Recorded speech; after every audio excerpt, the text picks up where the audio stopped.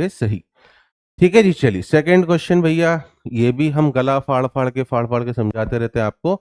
1 Faraday of electricity is use in the discharging of Cu+2, ठीक है ना। Then find mass in gram of copper deposited. ठीक है जी, तो ये भी बड़ा ही सिंपल सा क्वेश्चन है भैया।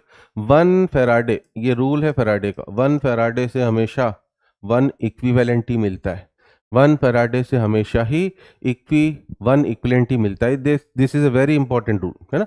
पूरा फैराडे लॉ के ऊपर आपका कोई भी क्वेश्चन आए, मैंने बार बार बोला था, आपको बस एक फॉर्मूला याद रखना है, वो क्या, number of equivalents equals to n factor into number of moles, which is equals to given mass upon equivalent mass, which is equals to IT by 96500, अगर IOT की बात करें, है ना।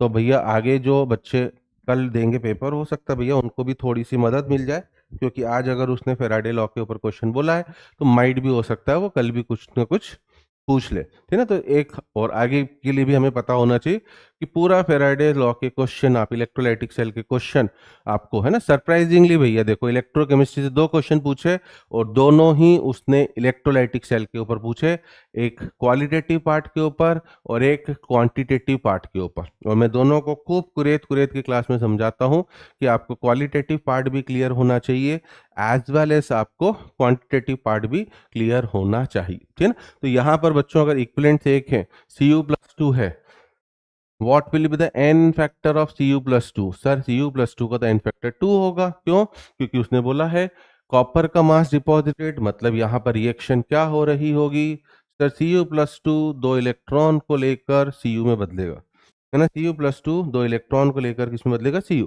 तो यही इसका n फैक्टर हो गया। अब अगर इक्विवेलेंट 2 है, n फैक्टर 2 है, तो नंबर ऑफ मोल्स कितने हो गए, सर नंबर ऑफ मोल्स तो हाफ हो गए। क्या बड़ी प्यारी सी बात है भैया, पिछले क्वेश्चन में भी नंबर ऑफ मोल्स हाफ आए थे और इस क्वेश्चन में भी नंबर ऑफ मोल्स हाफ आए हैं। ये भी चालाकी देखो जेई वाले की, है ना।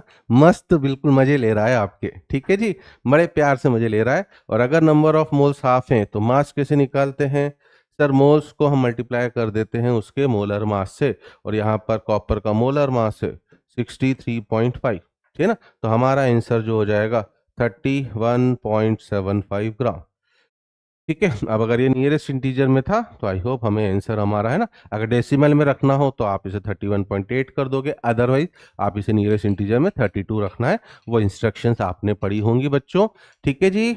इतना सिंपल सा आपका ये क्वेश्चन था, कुछ भी नहीं करना था। अब ये सब मुझे समझाने के लिए आपको लिखना पड़ रहा है बच्चों, but otherwise this is a very very easy question.